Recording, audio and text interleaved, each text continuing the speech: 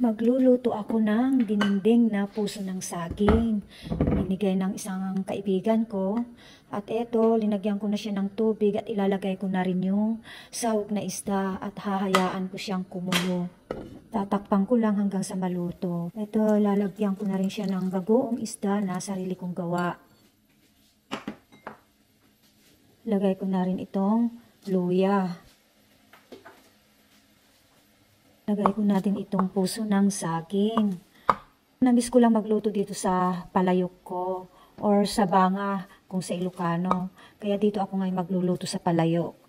Tatakpan ko lang siya hanggang sa maluto bago ilagay yung saluyot. Ito talaga yung pinaka-favorite ko na ulam, yung Ilocano na dinengdeng. Kaya makikita nyo na madalas ako nagluluto kasi mas gusto ko talaga itong mga ganitong ulam kaysa yung sa mga karne. Which is nagluluto rin ako ng karne kasi nga hindi na kain ng asawa ko sa mga ganitong pagkain ko. Kaya talagang nagluluto ako para sa kanya rin. Ayan, ilalagay ko na itong saluyot.